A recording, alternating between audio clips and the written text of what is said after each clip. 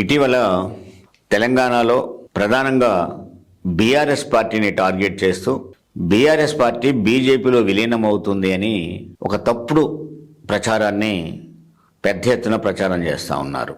అందులో ప్రథమంగా రేవంత్ రెడ్డికి సంబంధించిన ఒక ఛానల్, అంటే రేవంత్ రెడ్డిని సపోర్ట్ చేసేది కావచ్చు, రేవంత్ రెడ్డి బ్యాక్గ్రౌండ్గా దానికి సపోర్ట్ కావచ్చు, బట్ ఏది ఏమైనా ఆ ఛానల్ మాత్రం తీవ్రంగా ప్రచారం చేస్తూ ఉంది. ఇటీవల నేను ఆ ఛానల్లో ఒకసారి చూసినప్పుడు ఆ న్యూస్ చదువుతూ రిపోర్టర్ని అడుగుతూ ఉంది యాంకర్, ఏమనంటే హరీష్ రావు కేటీఆర్ ఢిల్లీలో ఉన్నారు కదా, ఢిల్లీలో వాళ్ళు ఏం చేస్తున్నారు, ఎవరిని కలుస్తూ ఉన్నారు, కవిత గారి బెయిల్ కోసం ప్రయత్నం చేస్తున్నారా, బీజేపీ నాయకుల్ని కలుస్తూ ఉన్నారా, అసలు బీజేపీలో బీఆర్ఎస్ని విలీనం చేసే కార్యక్రమం చేపడతా ఉన్నారా, వాళ్ళు ఏం చేస్తున్నారో అడుగుతుంది. అంటే ఆ రిపోర్టర్కు కూసబెట్టి వాళ్ళిద్దరు చెప్పి మేము విలీనం అవుతున్నాం ఆయన చెప్పినట్టు, ఆయన్ని అడిగినట్టు గమ్మత్ ప్రచారం ఆ ఛానల్ చేసింది.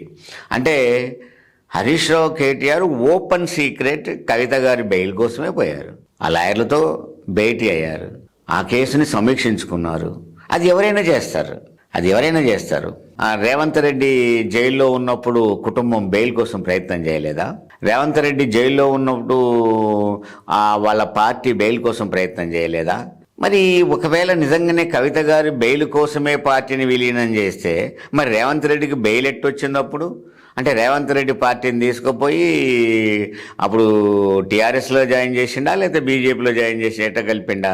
ఇది ఒక విచిత్రమైన వాదన తీసుకొస్తా ఉన్నారు. రేవంత్ రెడ్డి జైలుకు పోయిండు, రేవంత్ రెడ్డికి బెయిల్ వచ్చింది, రేవంత్ రెడ్డి మీద కేసులు నడుస్తూ ఉన్నాయి. మరి బెయిల్ రావడం అంటే రావడానికే రాజకీయాలను రుద్దడము అంటే ఖచ్చితంగా కోర్టుల్ని అవమానపరచడమే, అది ఒక విధంగా జడ్జీలను అవమానపరచడమే. అంటే జడ్జీలు రాజకీయాలకు ప్రలోభపడుతున్నారనే విషయాన్ని చెప్పదలుచుకున్నారా వీళ్ళేమన్నా?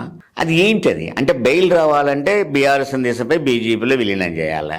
మరి రేవంత్ రెడ్డికి బెయిల్ ఒకటి వచ్చిందంటే జవాబు చెప్పరు. మరి అదే చంద్రబాబు నాయుడుకి కూడా బెయిల్ వచ్చింది, రేవంత్ రెడ్డి గురువు గారికి ఆయనకు బెయిల్ వచ్చింది. మరి ఆయన ఏ పార్టీ దేశంపై ఎలా విలీనం చేశాడు? ఒక విచిత్రమైన వాదనను తీసుకొచ్చేసి బీఆర్ఎస్ని బలహీనపరిచే చర్యను తీస్తున్నాడు. అంటే దీన్ని బట్టి అర్థమేమవుతుంది? ఒకరిని బలహీనపరిచే ప్రయత్నం చేస్తున్నారు అంటే అది వాళ్ళు మనకంటే బలవంతులు అని అర్థం అవుతుంది. అంటే బీఆర్ఎస్ను చూసి రేవంత్ రెడ్డి భయపడుతున్నాడా? మరి రేవంత్ రెడ్డి పోయి మోడీని బడే బాయ్ చోటే బాయ్ అన్నాడు, మరి రేవంత్ రెడ్డి పోయి బీజేపీలో కలుస్తున్నాడా? రేవంత్ రెడ్డి పార్టీని తీసిపోయి బీజేపీలో జాయిన్ చేస్తున్నారా?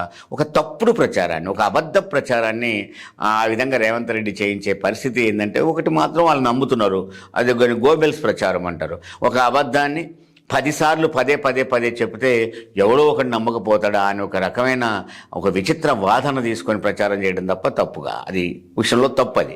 రెండోది ఏంటి, బీఆర్ఎస్ పార్టీ అనేది ఒక పార్టీ. ఇవాళ 39 సీట్లు అది గెలిచింది. వచ్చి కొంతమంది ఇందులో కలిస్తే కలవచ్చు, కానీ ఆ సీటు బీఆర్ఎస్ సీటు గెలిచిన సీటు కిందనే లెక్క. అది బ్రహ్మాండమైన ఓటింగ్ తెచ్చుకుంది, తెలంగాణ తెచ్చిన చరిత్ర దానికి ఉంది.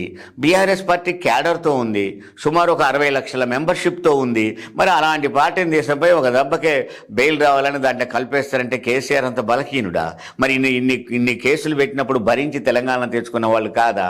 ఇదంతా ఒక తప్పుడు వాదన. ఈ తప్పుడు వాదన ప్రజలు తీసిపోయి ప్రచారం చేస్తున్నాడు రేవంత్ రెడ్డి. ఇది వృధా ప్రయాస తప్ప మరొకటి కాదు.